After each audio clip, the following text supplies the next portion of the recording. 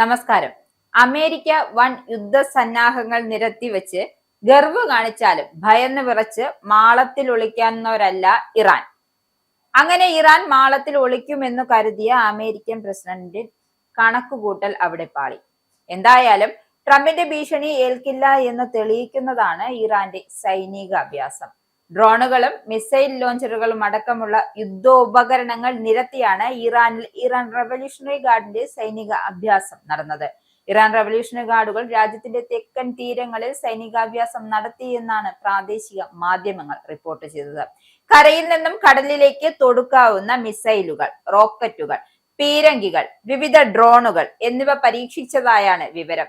സേനാ വിന്യാസം കാട്ടിയുള്ള അമേരിക്കയുടെ മുന്നറിയിപ്പുകളും ഭീഷണികളും അന്ത്യശാസനങ്ങളും തുടരുന്നതിനിടെയാണ് ഇറാന്റെ സൈനികാഭ്യാസം എന്നതാണ് ശ്രദ്ധേയം. എന്നാൽ അമേരിക്കയുടെ ഭീഷണികൾ ഏകപക്ഷീയമായ കരാറുകൾക്ക് വഴങ്ങില്ല എന്ന നിലപാടിലാണ് ഇറാൻ ഉള്ളത്. യുറേനിയം സമ്പുഷ്ടീകരണം പൂർണ്ണമായി അവസാനിപ്പിക്കുക, പ്രധാന ആണവ കേന്ദ്രങ്ങളിൽ പരിശോധന പുനരാരംഭിക്കാൻ അന്താരാഷ്ട്ര ആണവോർജ ഏജൻസിയെ അനുവദിക്കുക, ഇറാന്റെ മിസൈൽ സംവിധാനത്തിനും പ്രോക്സി ഗ്രൂപ്പുകൾക്കും നിയന്ത്രണം ഏർപ്പെടുത്തുക തുടങ്ങിയ നിബന്ധനകൾക്ക് വഴങ്ങിയില്ല എങ്കിൽ പ്രത്യാഘാതം വളരെ മോശമായിരിക്കുമെന്നാണ് ട്രംപിന്റെ വക ഭീഷണി.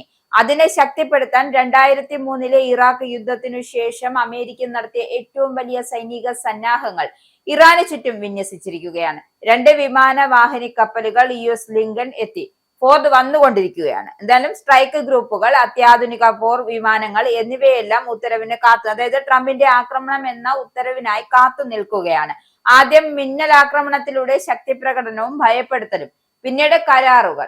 ഇറാൻ റവല്യൂഷണറി ഗാർഡിന്റെ ആസ്ഥാനം, മിസൈൽ ഉൽപാദന കേന്ദ്രങ്ങൾ, തിരഞ്ഞെടുത്ത ആണവ കേന്ദ്രങ്ങൾ എന്നിവ ആക്രമണത്തിന്റെ ആദ്യ തരംഗത്തിൽ ലക്ഷ്യമാവുക എന്നാണ് വിദഗ്ധർ പറയുന്നത്. അതായത് ട്രംപിന്റെ അനുവാദം കിട്ടിയാൽ ആദ്യം ആക്രമിക്കപ്പെടുന്നത് ഇവയൊക്കെ ആയിരിക്കും. പരമാവധി സമ്മർദ്ദം ചെലുത്തി പറ്റുമെങ്കിൽ ഒരു തവണ പോലും നിറയൊഴിക്കാതെ, അതായത് യുദ്ധം ഉണ്ടാവാതെ എതിരാളിയെ സമാധാന കരാറിന് നിർബന്ധിതരാക്കുക എന്നതാണ് ട്രംപിന്റെ ലക്ഷ്യം. എന്നിട്ടും ഇറാൻ കരാറിന് സന്നദ്ധമായില്ല എങ്കിൽ വർഷാവസാനം വലിയ യുദ്ധത്തിനുള്ള സാധ്യതകളാണ് മുന്നിൽ തെളിഞ്ഞു വരുന്നത്.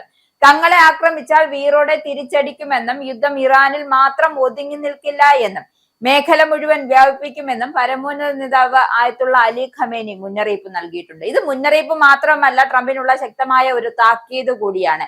ഇറാൻ നൽകുന്നത്, അതായത് മുന്നറിയിപ്പ് മാത്രമല്ല, ഭരണകൂടത്തിന്റെ ഉറച്ച തീരുമാനമാണ്. ട്രംപിന്റെ ഒരു സമ്മർദ്ദവും വില പോകില്ല എന്ന കടുത്ത നിലപാടും അതിനു പിന്നിലുണ്ട്.